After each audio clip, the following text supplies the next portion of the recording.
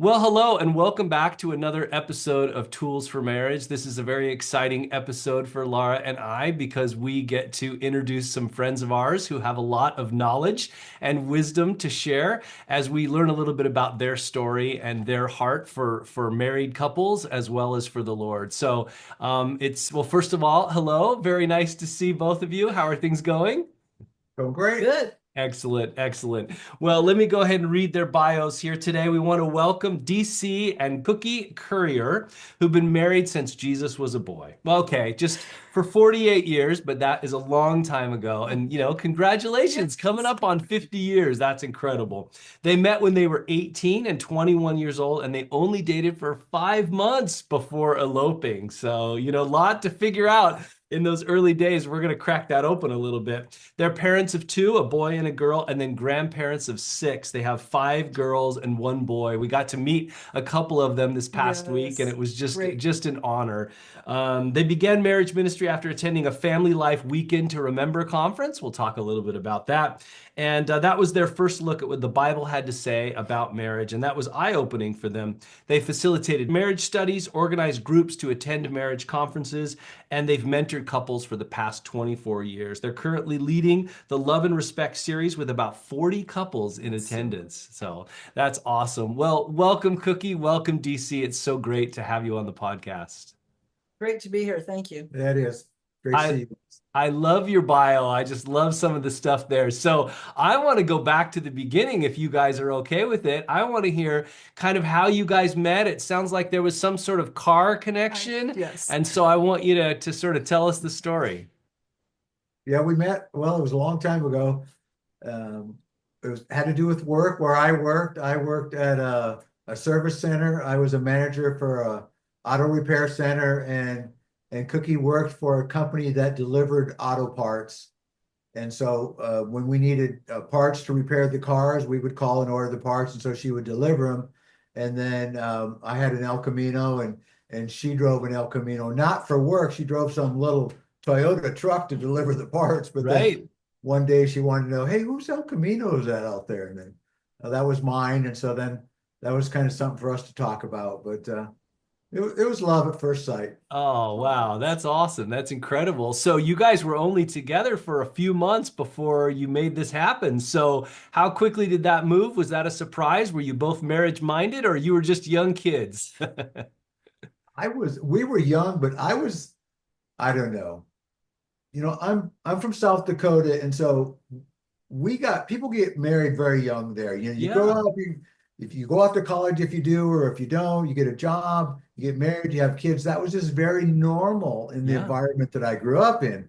And I remember that my mom was always giving me a hard time. Hey, your friends just got engaged, or your friends Mm. getting married. So it wasn't like, oh man, I got to go do this, but it was like, yeah, I'm 21 years old. That's when people get married. Right. That's how it was. So it was like, if I find the right person, I'm ready. That's Right. it.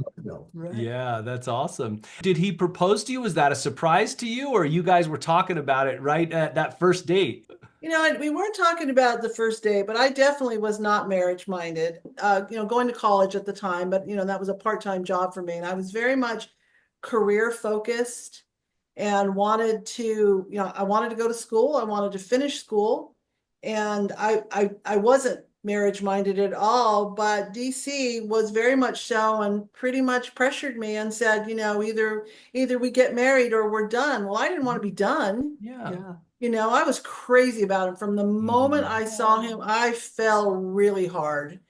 And the interesting thing was that I remember telling a girlfriend, oh, this guy that I'm delivering parts to, he is so cute. And then a week later, I kept saying, oh, that guy, boy, he's something. And then 2 weeks passed, and she said, okay, that's not like you to talk about the same boy for 2 weeks. So, this must be serious. So, Yeah. even though that was not really, on my radar of something that I wanted to do, I didn't want to lose him. Yeah. So, okay, so we just started talking about it. He didn't get down on one knee or anything like that. We just mutually decided, okay, this is what we're going to do. And then DC's mom would be happy. And so that's where we went. There you go. It is. Oh, Right. It seems like that's it worked great. out well. So But it's still working out well. That's wonderful. awesome. Our friends said it wouldn't last 6 months. Oh, Really? man. And these are some of our friends. Well, one in particular that's been married and divorced 5 times. Oh, So, my goodness. they didn't know. Yeah. Yeah. and by the way, I would not recommend what we did at all. Yeah. Right. Yeah. What do 5 you months isn't long enough. Yeah, what do you think is the ideal amount of time for people before they, really decide to get married? Someone had mentioned that they thought a year because, and this made sense to me, because then you go through one Christmas, one Thanksgiving, one birthday, one Easter, that kind of thing. And so you kind of do a cycle. Yeah. Right. And so you see what that person is going to be like under different conditions. So I think 1 year should be the minimum. Right. Right. Yeah, that makes That's sense. wise. Yeah. And so you were saying, was it South Dakota? Is that what you? Yes, South you said? Dakota. Okay, but you're not in South Dakota anymore. So when did you guys make the move to sunnier climates?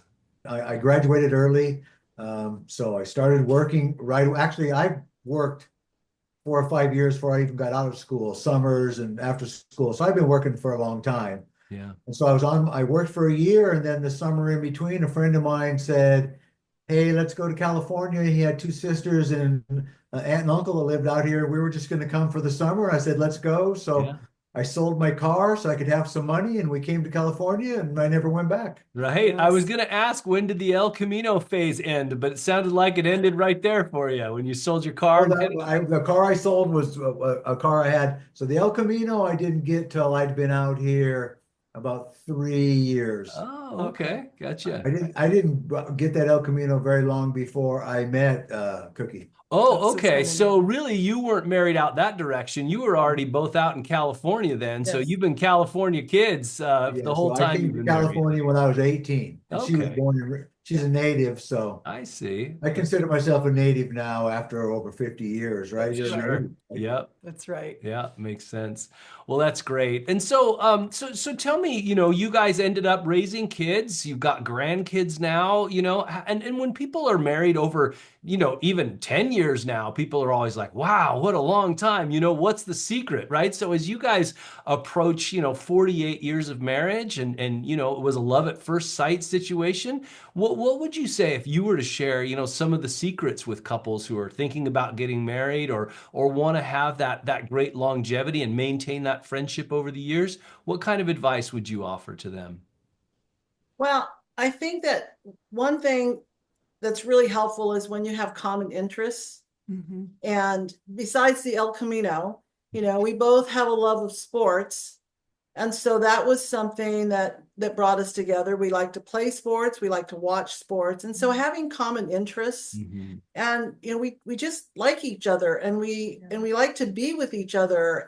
And I would rather be with DC than anybody on this earth. Yeah. And so, and we don't like to be apart. So for us, just having things in common and Mhm. mutual respect, Right. and we added to the mix by not just being married, but after 12 years of marriage, we started working together Mm. in a business. We built a business together. Boy, that can bring a That can whole kind of, big right. host of challenges, Right. so I imagine just by its very nature, there's going to be a little bit of friction in terms of the decisions that are being made and so forth. Did you guys manage to sort of say, well, this is your strength and this is Separate out. mine, and kind of stay a little bit in your own lanes? Or did you Totally guys did. come together and work things out when there were disagreements? Actually, there was less friction in the business than there was in our personal lives. Interesting. We both complemented each other with our talents, and the business was good. I mean, we rarely agreed on the direction we were going to go or how we were going to do stuff. Disagreed, rarely Rarely disagreed. disagreed, right? Rarely Mhm. disagreed. Right. We communicated well about things, and she did her part, ran the office, did the accounting, all the computer stuff, and I'm a construction guy, and so Right. I did all the estimating and ran the crews and ordered materials and ran the field. So our stuff just didn't overlap. We talked about the whole thing. We Mhm. would meet, but we each had our own thing. We rarely had friction in our business. Right, That's right. wonderful. Yeah, that's Yeah. amazing. That's really, really neat. So your kids' ages, what's the gap between them, and how far into your relationship and your marriage before the kids came along? We had our son the first year we were married. Oh, wow. So Okay. we just added to the, To to the chaos. stress, I guess, if you will, right? Yeah. And then we waited 6 years, Okay. and then we had our daughter. Gotcha. Purposely we waited. Okay. Okay. So yeah, so they're 6 years. It's very much when your children are that far apart, it's like having two only children in That's many right. ways. Right. Right. I bet. Yeah. So you kind of talked about the difference in the early part of your marriage, and then there was a conference that kind of changed things around. So kind of talk about what that was for the two of you. Well, it was a family life conference, and how that came about. We weren't looking for anything. And I mean, we had a good marriage. We were normal. We fought like normal people do. And, so it wasn't like we felt like there was any problems or anything, but we had actually a client who left his job to go into the family life ministry. And so they came and talked to us, you have to raise your own support. And so they came and talked to us about it, and encouraged us to go to the conference. And so we, talked about it, and we decided that we would definitely, and I'm sure we prayed about it. And, so we decided that we would definitely give them some support and that we would go to the conference. And so we recruited another couple to go with us. So that was really eye-opening because at the time we were not in the Word. We had not, I mean, we just, yeah, we just weren't aware really of what the Bible had to say about marriage. And I remember in one of the sessions, they separate the men from the women, and they were talking to the women about how we are to submit to our husbands. And my girlfriend and I looked at each other and said, "What?" I mean, I had never heard that, and she hadn't either. So we're still friends with this couple, and we laugh about it to this day, though, when we turned to each other and said that. But, it gave us a biblical view of marriage. And, the conference itself was great. The format of it, the way, they give the teaching, but then you go off and you do the questions as a couple, not in a group. Right. And we really liked that. And then one of the projects is that you write each other a love letter. And I remember when DC read his love letter to me, I was just swooning. I was like, wow, really? Wow. Really? You feel that way? Right. So, just everything about the conference. And then we just wanted to share it with other people. We wanted to share it with other marriages, and marriages that we knew were struggling. But just overall, I mean, we just came away, just in a really, uplifted. Yeah, it was just amazed with all the material. And growing up in going to church, and then once our kids were little, going back to church and all that stuff. But we weren't in the type of church that you were in Bible studies or you read the Bible. So, I didn't know God's word. And then like, really, all this stuff here applies to marriage. Wow, there's a lot. There is. That's right. And so it was whoa. Yeah. So did you end up joining sort of family life and staying with that kind of Weekend to Remember conferences, or did you just that birthed a passion and you decided to kind of, get into a kind of a ministry in that regard? What did that look like for you following that conference?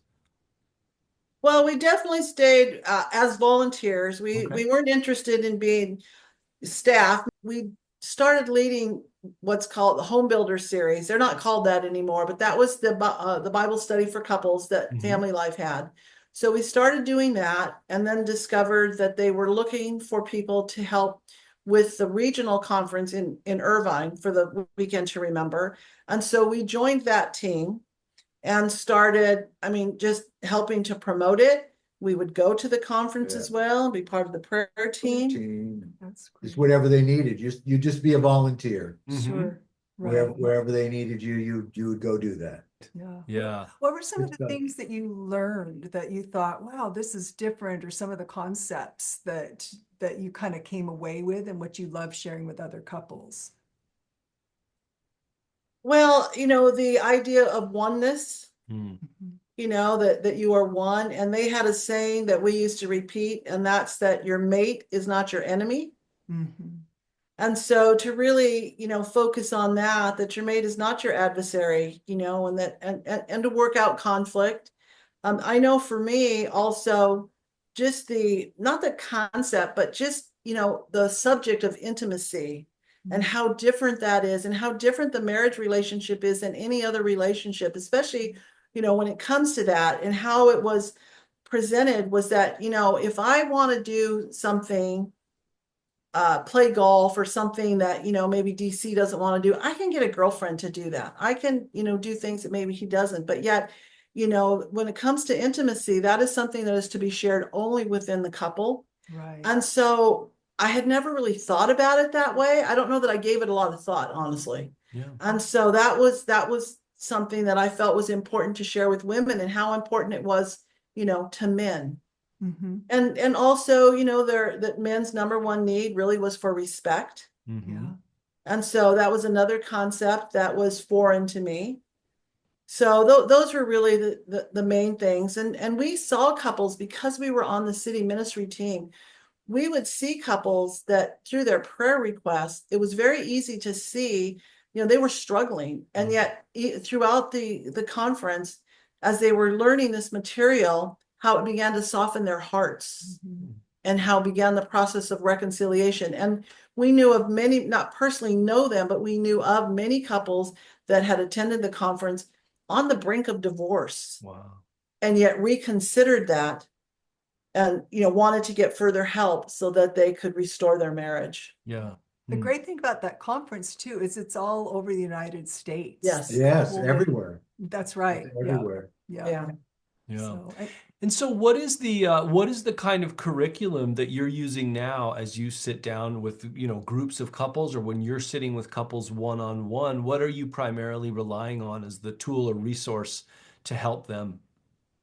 We have, a lot of resources, going Love and to respect. love and respect right now is what we're doing, and what we're facilitating.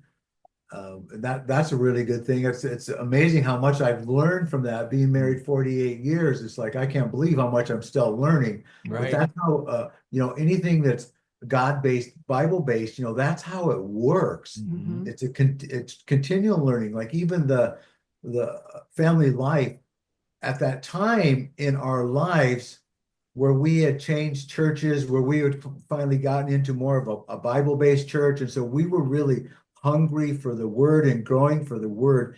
And so, Cookie shared with all the stuff of how we saw that and how that affected us. But for me, it was more part of my growth, my spiritual growth personally from God's word, and then to be able to take the stuff that he says about marriage and put that into my life. Yeah. It was kind of all at the same time. It's like, wow, you got a lot of learning to do, you got a lot of growing to do, and you got a lot to learn about marriage if you're gonna, be the spiritual leader of your family, and if you're gonna love your wife and honor your wife like God's word, like God loves us. That was a lot of stuff for me. It was spirit. It was just growth, personal growth for me at the time, and I really needed it. I really did. Yeah. That's great. I mean, so the Eggrich's, Love and Respect. What a great book. We had a chance to see them speak, and I remember them having almost like oxygen tanks up on the stage, right, with these hoses sort of connected up, talking about, she needs to be loved and cherished, and he needs to be respected. And if you're not actively doing that, right, then you're kinking the hose. You're depriving them of that oxygen that they need to breathe and to thrive.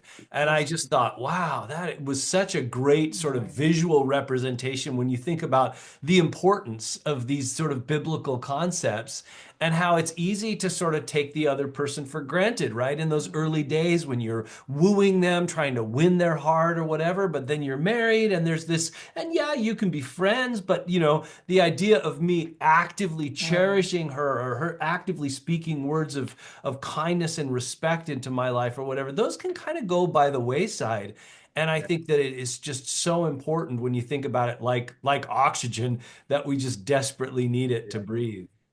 Yeah. And the whole concept of love and unconditional love is well known, well accepted, maybe not necessarily given, but it's not a foreign concept.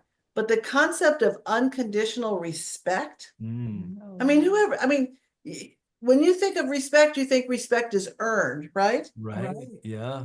But no, That's not what God's word says. right. That's true. And so that was another one of those deer in the headlights kind of moment for me. It's like, what? Yeah. Wait, I have to respect him whether he's earned it or not? That's good. Yeah, that's good. I know there was someone who had said something like, well, sure, I love him, but I don't really respect him. And it's like, I don't Yeah, think that really it's works, right? I mean, you're speaking to the very right. core of who someone is and saying, I don't really appreciate that or love that, Who he And it's like, is. I don't think those two can coexist, right? And so, but it is, I mean, when we talk about unconditional love, I think all of us can understand it conceptually, but boy, is it difficult to act out, right? To really have it sink in. Because if I'm not being treated kindly by Laura, I like to think, well, I'm just going to continue to love her unconditionally, and But I tell you, the Bible talks about you get, slapped on one cheek, you turn the other. Oh boy, that is a It's a hard tough one, one. right? But what Yes. what a beautiful model in the way Christ lived and what he's taught us in the Bible in terms of saying like, yes, continue to seek him and he's going to give you these things that can surpass your own sort of human nature or sort of, Yeah. response when we get upset or frustrated or tired or angry, to let him give us what we need in those moments to continue to love one another and to respect one another. I was just going to quickly say that, they did a survey and men would rather be unloved but be respected. Mm, That's how important respect is to them. yeah. You have to continuously, Yeah. you have to be serious about it and you have to make a commitment to it or your marriage won't keep growing. That's right. It gets stagnant and you feel separated. It's something, just like your faith. Mm-hmm. That's Your faith can become stagnant real quick, not going to church that much, and hey, I listen to church online, or you do this, or oh man, I haven't done my devotionals in a couple months. All that stuff. If you don't stay at it, and marriage is the same thing. That's so You don't true. stay committed to learn new things, even if you have the best marriage in the world, because of how we change, our personalities change, our bodies change, we age because of how we change. If we don't come up with some different ways, it doesn't just keep going smoothly. Mm-hmm. We have to have new tools in our belt. Absolutely. And so we have to do studies or a different study or go to one. Yeah. I love just going to stuff. Come home with a bunch of notes, and go, oh yeah, we need to put a few of these into ours. But you get stagnant so easy, and then that's when I think if you're stagnant for a long time, many times, then it just leads to divorce. You feel like you don't have anything in common, and you don't care anymore, and you're not feeling respected, and you don't feel loved, and all those things. And after a long period of time, it's not good. You're not in a good situation. That's right. Right. There really is no sort of, stillness, right? You're either moving one direction or another. And if you're not actively doing something, if you're not actively feeding it, you're sort of moving your relationship in the wrong direction. It's an Totally. organism. It's a thriving organism, right? Or you want it to be a thriving organism, but You it's either do, going one right? direction or it's going the other. And so the idea of feeding it, by trying to change things up, to create new memories for yourself, as you said, to go to marriage conferences, get a new book, put some new concepts in Right. place. And I think, when we were first married, in our 20s, late 20s, and thinking about this and the idea of going and sort of learning about marriage or whatever felt to me like, well, Right, why? love. Because I had that feeling of love. I really Right. liked Laura. I liked hanging out with her. And so it just felt like everything was, but it was foolish because it was like me assuming that, I know how to communicate. I know how to handle conflict. I know how to manage some of these things, and just kind of how foolish we are when we just sort Yeah. of think, that we know some stuff and like, where exactly did you learn all this? Like, I never did, Where right? you learn. Yeah. And I just so, think I know, right? I just yes, think we know. It's that's life. right. It's part of life, right? We got this. Yeah, That's that's right. right. One of the other, well, there's a couple that I thought of as far as other concepts besides the respect is that, depending on your gender, right? Oh, good. I was hoping you would do this. Yeah. Right. So, you look at the world differently. So DC looks at the world through blue glasses. Yeah. I look at the world through pink glasses. And so when there is a disagreement, then, we need to look at the world through their glasses. Mm. So not just see it, from your perspective and consider their perspective. So we actually passed these blue and pink sunglasses, and I just noticed that we're wearing blue and pink, and we didn't do that on Oh, purpose. come on. It's perfect. How more color coordinated could you be? It wasn't planned, but we pass these out and encourage couples when you're not seeing eye to eye Mhm. to just take them out as a prop, just to Yeah. look at them and to remember that he sees it differently than you see it. Yeah. So that's a biggie. And also in when it comes to communication, men and women need different things, right? So often women, we want somebody to listen, Mhm. Right. okay, and the man wants to fix it. Now, so we pass these out as well to the Yeah. couples. And again, as a reminder of, give them what they're looking for. We also encourage them to, kind of let your husband know or let your wife know, okay, I just need you to listen, Yeah. or, I need some help with this. So I will say that in our family, we definitely have role reversal here. Mm. I say that I think that it came from us being in business together, because when DC would come to me and say he was having a problem with a subcontractor or something in the field, we would begin to brainstorm to come up with a solution for that. But I also think it's definitely a family trait of mine we just want to fix everything, and it's actually really annoying. And so I've had to learn to just listen when DC is talking. And now I try to ask, are you looking for solutions, or you just want me to listen? Mm. Yeah, so for me, especially, I had to learn to tell her, hey, I just want you to listen, because as she shared with you that we have the role reversal, that she's the fix-it one in Right. our marriage. And so I've had to learn to just say, I just need you to listen here. I don't need an answer. I don't need you to fix it. Mm. And gosh, it just solves so many things to just do that. Right. Because so many other times I just walk away and be like, why can't she just listen? Right. So now I don't have that as much anymore. Right. But it's just, and with all of marriage, so much of it is just communication, Mhm. right? Yeah. Yeah. Just these few little words. I just want you to listen. Like today, I had something. It was something from work, and I told her, "Hey, I want to run this past you, and I want your input on this." Mm. Okay. Okay, I told her. Right. She gave me her input. It was done, fast, easy. It was good. Right. Yeah. But I just didn't used to communicate that. I just get so upset. Why is she always trying to fix this? And I always felt like it was more of she's trying to tell me what to do. She's trying to fix me, Yeah. not trying to fix the situation or what we were talking about. I'm just telling you that's how my feelings Yeah.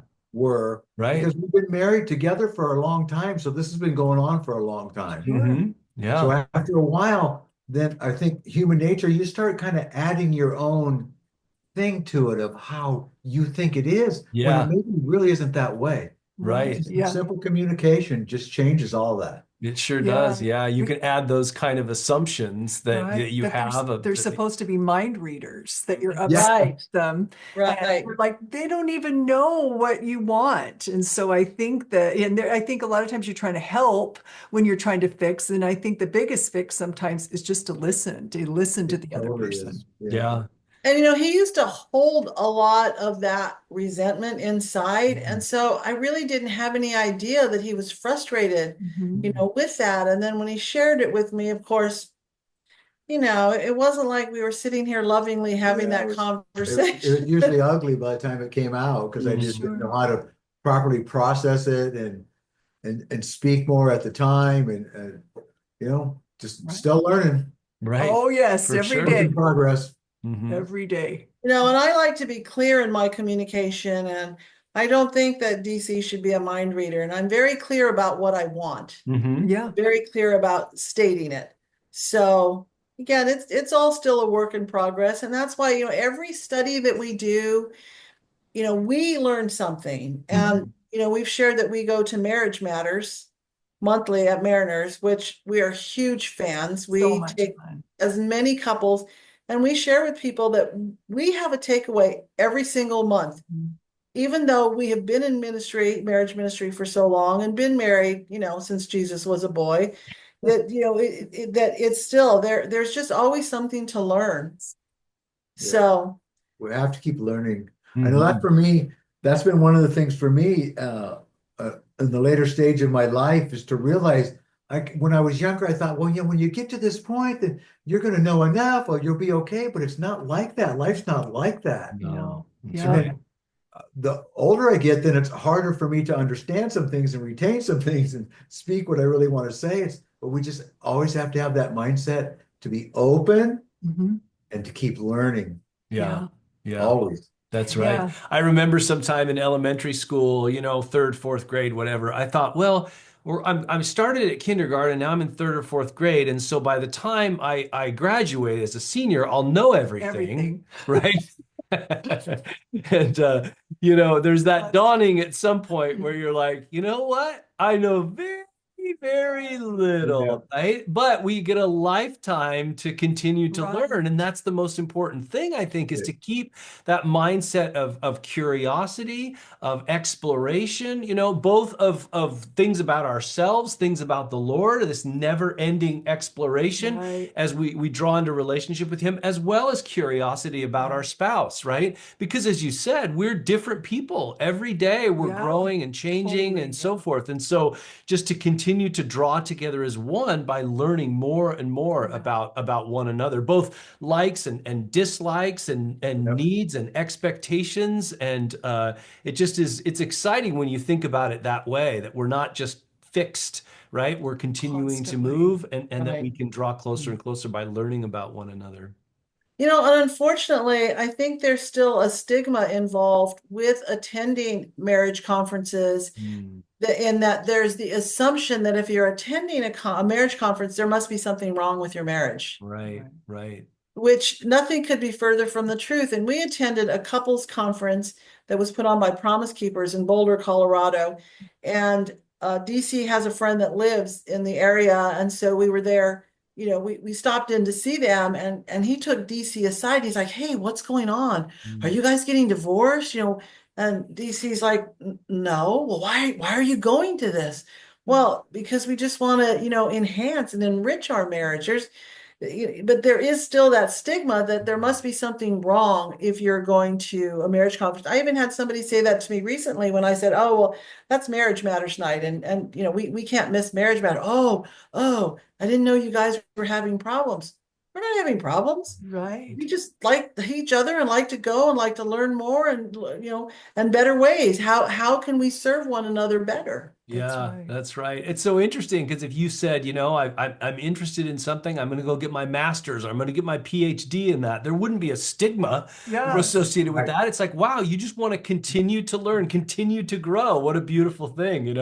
But you're right. And certainly the notion of, therapy or couples therapy, right? A Sure. lot of people are Such still, wisdom. even though, largely the culture has shifted a little bit and the notion Yeah. of going and getting professional help doesn't have as much of a stigma as it did. The notion of going and meeting with a counselor who can help you unlock some things or whatever feels like you failed in some way, even for the couple themselves. Not only what people might think of them externally, but even the couple themselves are like, well, we can't even resolve this ourselves. It's like defeat to go and seek wise counsel. And the reality is that's not true. There's such courage and wisdom in doing so. So Absolutely. much. Yeah, Absolutely. so much. Yeah. And So what? Go ahead, Laura. but just look at the beauty of this, that you guys are best friends, that you love Yeah. being together. I mean, what a gift that is. And I love just talking to couples and saying, well, begin with the end in mind of what your marriage, and just to see you two and your marriage, and what an inspiration that is.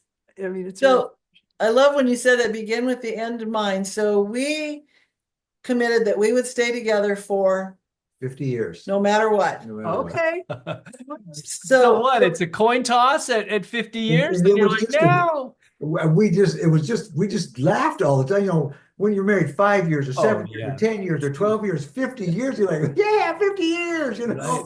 And Yes, a life sentence, and all these different things that you come up with that we laugh about. And now Right. it's closer, and it's like, whoa, thank you, Jesus, thank you, Right. I Lord. mean, blink and you'll miss it, right? I It know. goes so quickly, So yeah. Absolutely Well, I does. know in love and respect, it seems like, and when you're teaching, you've got some additional things that you like to share in addition to some of the Other glasses and the things. props that you share, which I think Right. are so I great. There's love something that. about that sort of visual or that sort Visual. of take home, right? That really makes you think about something. I love that. But it sounds like you've got some more to share.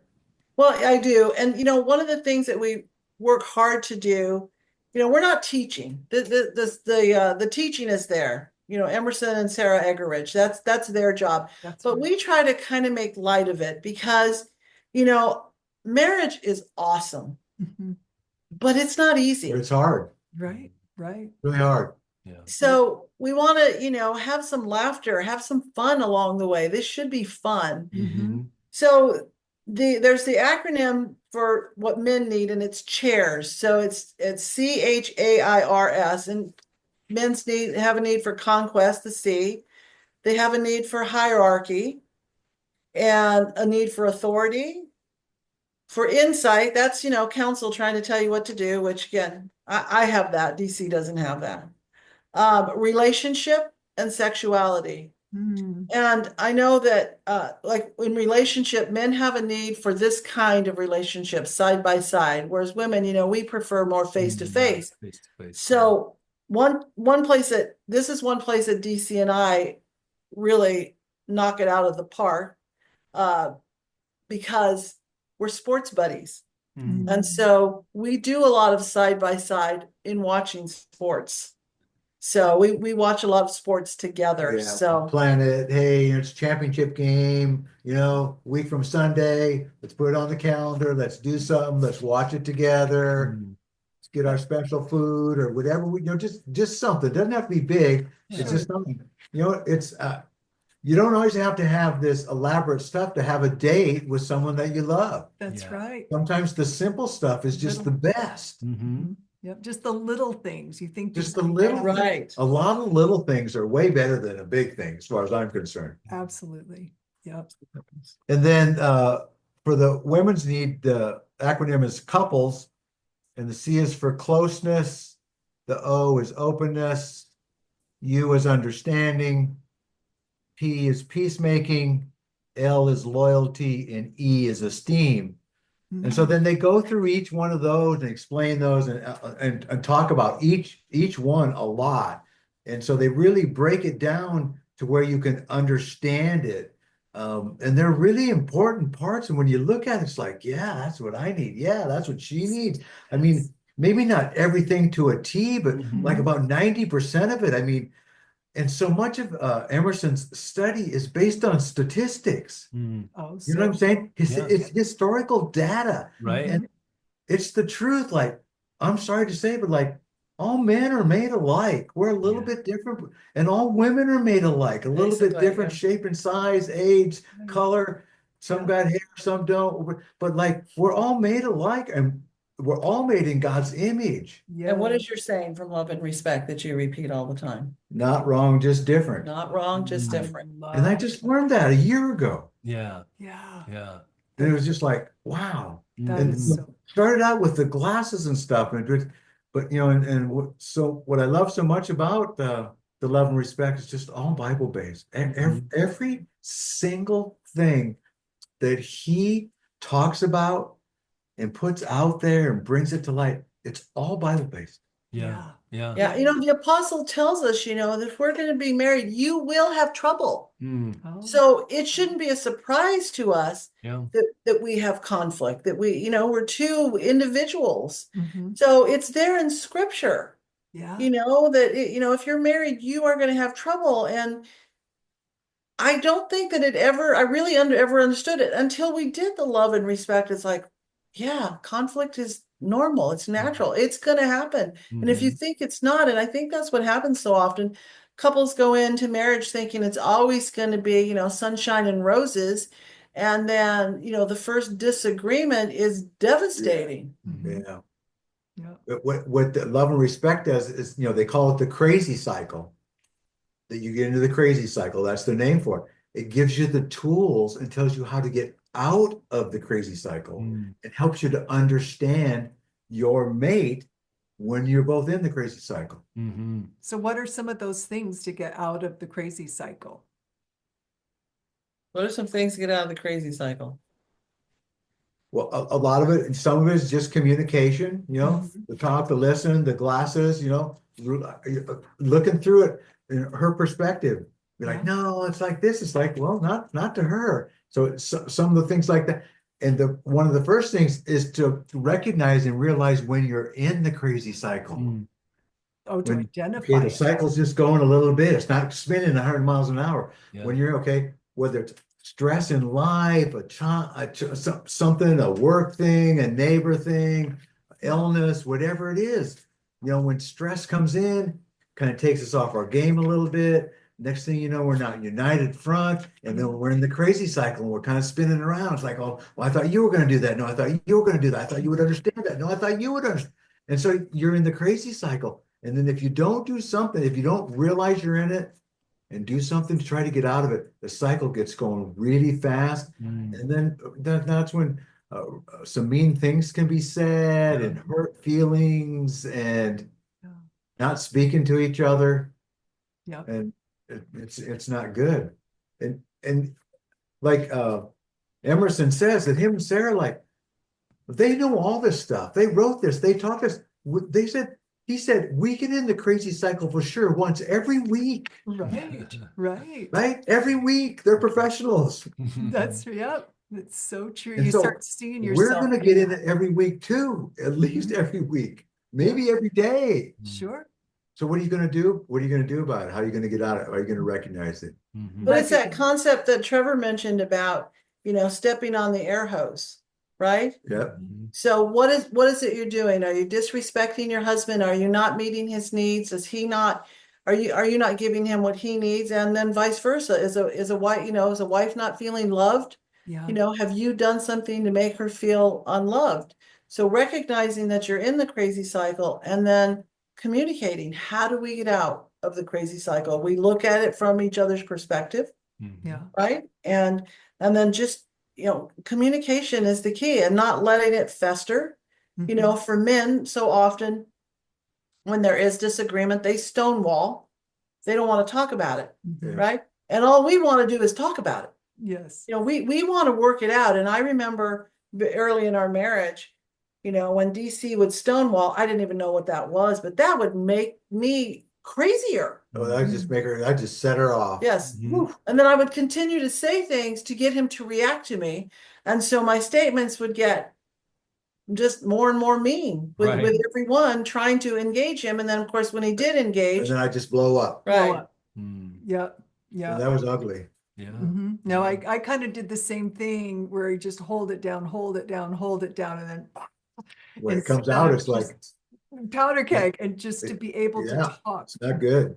Right. And a lot of times I'm sure, Cookie, you wanted to hear what he had to say. Yes, absolutely. Yep. So because I'm a talker and I want to resolve it. I don't want to sweep it under the rug. And I had trouble recognizing that, timing, maybe that wasn't the right time to discuss it. Yeah. Yeah, but for me, it was a whole, just to communicate, it was a whole, like my dad never talked, and I had two grandpas and they didn't talk, so I never saw it anywhere. I'm thinking this is, no, I'm just doing the norm. I'm just doing what I saw. That's how it is. Men don't talk. It's okay. Sorry, you're just gonna have to get used to it. Yeah. So that exercising that new muscle, right? Just in terms of being able to communicate, to being able to share your feelings as well, to even know what words to put with your feelings, right? I'm feeling something, but I'm not sure exactly, how to put words to it. But those things are so key. Yeah, and I have found that men have difficulty expressing their feelings, how they feel. Not necessarily assessing a situation, but feelings. Whereas women, I feel like, we are much more in touch with our feelings. We can describe them, and men don't seem to be able to describe how they're feeling. So what are some other resources and other books and things that you recommend or you've learned things from? Well, definitely the 5 love languages. 5 love languages. Yeah. Yeah. So Yeah. what are each of your, well, DC, what is Cookie's primary love language? And Cookie, what is DC's primary love language? Quality time and acts of service are Okay. hers. Gotcha. Yeah. And physical touch and words of affirmation. Okay. Yeah. How well do you think you guys do for each other? I don't do as well as I should. Hmm. I'm not as good with words of affirmation as I should be. Physical touch, I'm working on that one too. I'm not overly touchy-feely. You know, of course, physical touch doesn't mean in a sexual way. It just, Sure. holding hands, arm around each other. And DC is ADHD. Hmm. And so he's constantly bouncing, and that makes me a little crazy. So sometimes it's like I have to move away because his leg is bouncing my leg, and I don't like that. So, it's a constant effort for me. I'm trying to be more intentional about the words of affirmation.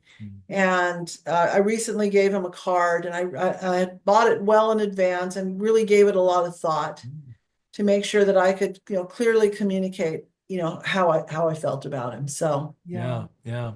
And what about quality time? When you think about that, DC, and spending quality time or acts of service for Cookie, what does that look like for you? She's laughing, so she knows. Well, I mean, because I think everything we do together is a date. She doesn't. The quality time is that I'm going to give you an example which will make sense. Okay, we worked together for 35 years. We still work together, but at the time we're working full time. Okay, we saw each other every day. We met once a week, but we didn't talk about stuff going on in our personal life. We were always, and I thought that was enough. I thought that work time together, I'm seeing you. Most husbands and wife go off separate directions, Sure. don't see each other. They see each other in the morning, bye, honey, bye, honey, at the Yeah. end of the day, and go to bed. And so I thought that was enough, but it wasn't enough.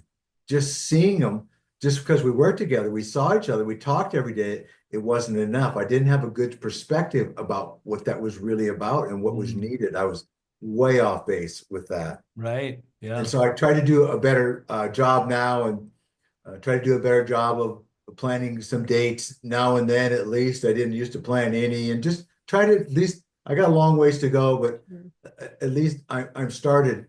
But what I've seen with the 5 love languages, that human nature is you do for the other one what your love languages are. Right. Naturally, that's what you do, even if you know that's not theirs. Right. Because they're yours and they mean so much to you, and they fill your love tank. You automatically start giving them out, and it means probably zero to them. It probably actually drains their love tank. But because we've been in a couple of studies with that, the 5 love language, and that's what I saw all the time from the people. Everybody gives to others what their love languages are, not doing what theirs are. So it's an effort. Yeah, it is. That's You have right. to work at it. Yeah, I think language is a great way that he's phrased that, right? It's like, I speak English, so I'm going to speak English all day. And Laura's like, no, you got to speak to me in German. It's like, but I don't know German. It's like, well, learn a little, It's like, oh, it's hard for me, And so, and vice versa. It's very rare when we sit down with couples that they're like, the same, minus quality time, and words of affirmation. It's usually there's some little mismatch, It just means, okay, you gotta step out of that comfort zone, what you're used to, and try to really meet their needs, But I think it's I always call it a little cheat sheet, a little life hack, because when you understand at least, what their love language is, then like you said, Cookie, like I had to be intentional with that card. I had to really think about it, but at least you're thinking, boy, this is how he's going to see it with his blue glasses on. This is good. All that light's going to come in through those glasses, right? So that's beautiful. It did too, because I even commented to her, was like, wow, the things you said in that card. I mean, it really touched my heart. Beautiful. right? Because she was intentional about it. Right. Yeah. And so it was really awesome. Yeah. Yeah, I think concrete ways too, because it is a foreign language for the other person to say, this is how I feel love. And it might not feel romantic, but then the other person knows how, because it is a foreign language to them. And Yes. so I think like concrete ways, mine's is words of affirmation. Trevor just writes down little blessings and things that he loves about me and shares it, kind of puts it on a calendar. And I go, oh, it's on a calendar. What, like, you think it wouldn't mean much, but when you study, I'm like, that's how I feel loved. And so Yeah. vice versa. Yeah. And doesn't it feel good when your love tank is full? Oh, Yes, And your love languages are the only thing that fills that tank. that's true. Mm. That's true. Yeah. I mean, it really is. Yeah. It's amazing the ability that God has given us to really bless our spouse, but also the opposite of the love language, right? Withholding words of affirmation, for example, or acts of service, which are so important to Laura, is doubly damaging to her because they mean so much when they're happening. So for me to not say kind things to Be her, critical to of be, me, or to be that critical, right, it hurts is like more. even worse, And so we tend to, either because it's a little bit difficult for us, or because it doesn't mean as much to us, or sometimes because we're just selfish, right? We can withhold that love from the other person, And sometimes, we hear people talk about, well, it's 50-50 in a relationship. And the problem with that, of course, is this idea of like, yeah, I'll do my part once you do your part, right? And that's not Christ-like. That's not what the Bible's telling us to do, right? When people tell me that marriage is 50-50, my reaction is always, no, divorce is 50-50. Yeah. Wow. Marriage is 80-20, and you're always giving the 80. There you go. That's so Yeah, that's good. good. Yeah. That's so good. Yeah.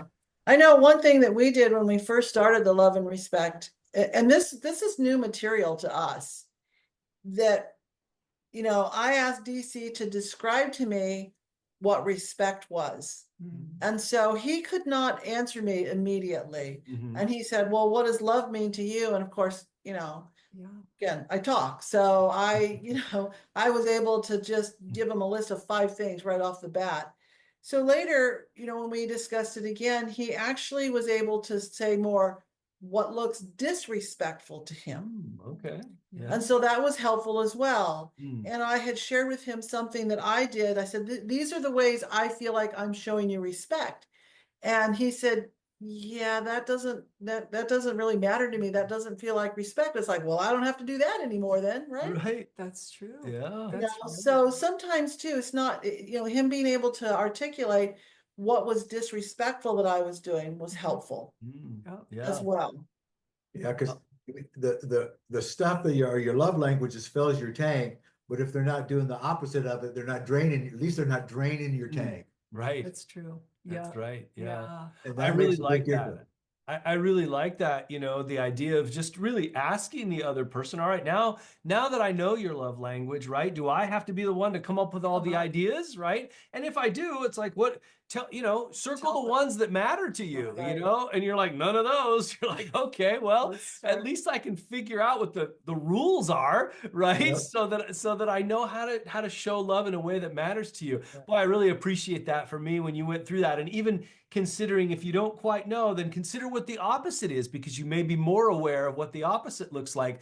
That's a really good one for us to pass along to couples as we talk about, go ahead and share some concrete things. And it sometimes just feels difficult for them to put into words, this would matter to me. And, sometimes I can say, what's something he or she has done for you in the past that mattered to you, right? Because then at least they can look in the rearview mirror. Oh, that one time where you planned that thing or said that thing, right? It maybe is a little bit easier, but I really like it. I'm gonna steal that one for our toolbox, because I just think, it's good. It's really good stuff. So the people in your class, are they typically coming up to marriage, early married, or typically a little bit later stage in their married relationship? It runs the gamut. Because we purposely separated them by life stage. Mm-hmm. So we have, newlyweds married 5 years and under. Okay. And then we have parents of elementary school kids, parents of teens and college age, and then empty nesters.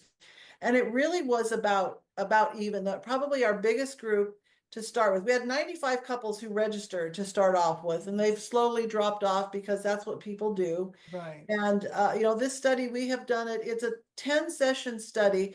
It's really intended to be done in 10 consecutive weeks. But for various reasons, we were not able to do that where we're doing it. So we had to go to once a month. But now as we're coming into the stretch, we're about to finish this series. We still have that same mixture. We have this newlywed couple that just celebrated their first anniversary in March. Yeah. We have a couple that have been married 65 years that are still coming to improve their marriage. We have one couple that have they're college age. Their boys just went off to college, so they're brand new empty nesters. So it's really a variety, and we hear from all of those ages how helpful this information is. Of course, the couples that were married, been married a long time, say, "Man, I wish I'd have had this when we were first Yes. married." Yeah, I'm Right. one of those couples. It's like, wow, I wish I'd had this 40 years ago, Yeah. but I Right. didn't. So Yes. I just have to take advantage of it and learn it now and use it now. That's right. Yeah. Yep. Yep. That's right.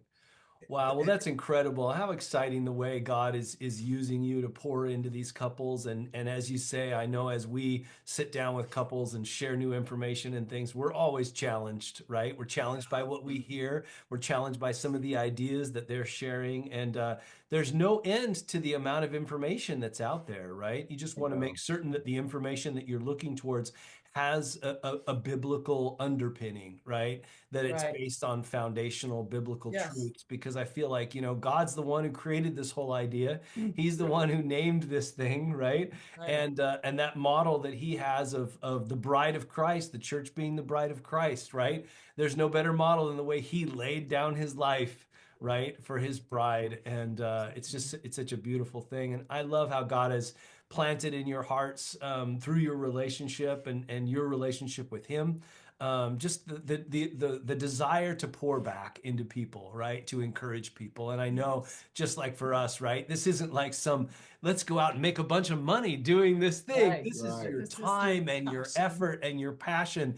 And the beautiful thing about it is as build people up in this life, we know one day you'll get to stand before the King, right? Stand before King Jesus and have him say, "Well done, good and faithful servants." And so Laura and I just want to share that with you now. Well Well done, done. good and faithful Oh, servants. thank We're you. so Thank you. proud of what you guys have done, and so thankful for the time that you spent with us today as well. I'm hopeful that the information that you've shared here will also, go forth and be helpful to people.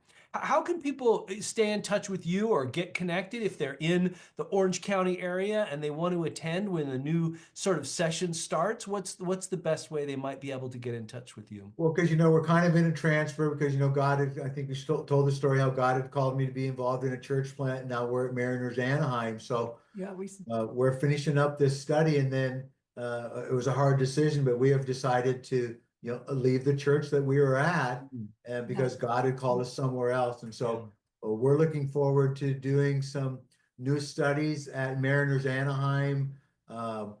Right now we're with one other couple going through the study that Doug and Kathy did, Oh, a better us. A Better Yes. Us, With a couple over Zoom. with a We're, couple Oh, over that's great. Zoom. And we've been led to believe there's a good chance that we're going to get to facilitate that study this fall at Mariners Anaheim. So that's something that we're looking forward to. Mariners is just such a great church. I don't know where God's going to take us. That's right. I'm just there for the ride. Right. God knows our hearts, right? He knows our Yeah. hearts better than we do. Mhm. And we have the heart for ministry and marriage ministry. So we really don't have these concrete answers. Yeah, you can follow us here, or you can see us here, because we're in a new place. Right. Come to Mariners Anaheim. You can see us there. Yeah. We're both there working, doing something every Sunday. It's and wonderful. monthly at Marriage Matters. Yeah. And Yeah, but Doug yeah. Fields, Doug Fields, Marriage Matters, so great. And he has a lot of books out that He I does. recommend. Yeah. Yeah. Yeah. Yeah. What I wanted to mention too, one big takeaway for us that has helped us as far as communication actually came from Doug Fields, because, being in business together, we met weekly and we went over everything that was going on, with our projects and everything, but we didn't really do that in our personal life. Oh, But since we are what we consider semi-retired now, we have begun doing that. And this idea came from Doug about just having our weekly, I think they call it their summit. Yeah. It's just we don't really call it other than our weekly meeting, but that has really helped us to communicate on some of these issues rather than, hey, what did you do about that? Or what did you do about this? We meet weekly and we address those issues. And we also have a shared Google Calendar. Oh, that's, yeah. We put everything on this calendar. If I'm going to breakfast with someone, I put it on the calendar. If he's doing that, he does the same thing. All our doctor's appointments, I mean, everything goes on that calendar. And that has really helped our communication because, there were times when I would commit to something, not knowing that DC already had something planned. Yeah. So that has really cut down on some conflict amongst us, just to be able to look at the calendar and say, oh, we've already got this, we've already got this on the calendar. So those are just a couple of really successful business tools Yeah.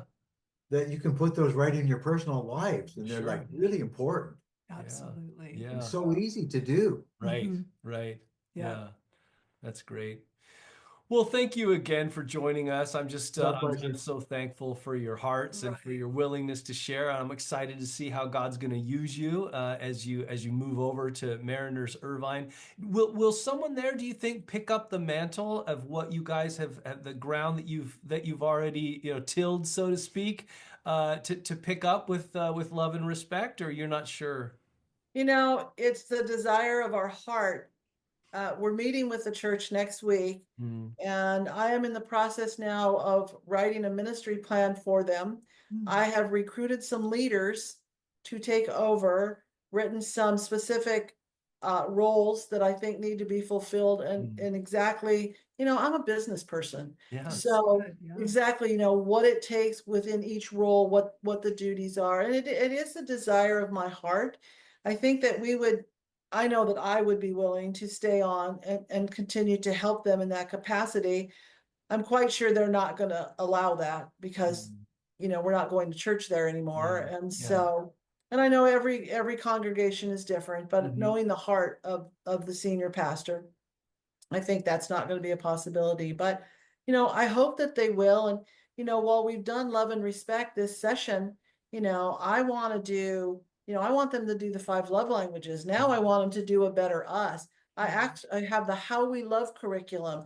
I have I have actually the 5 money love languages, 5 love languages of money, which I think, money is such a conflict It in is. people's marriages. And I think that would be so great to go through that. And even though we didn't go through it, I actually lent the curriculum to someone who went through it, who they were having conflict in their marriage over finances. And they said it was very, very Yes, helpful. really helped them.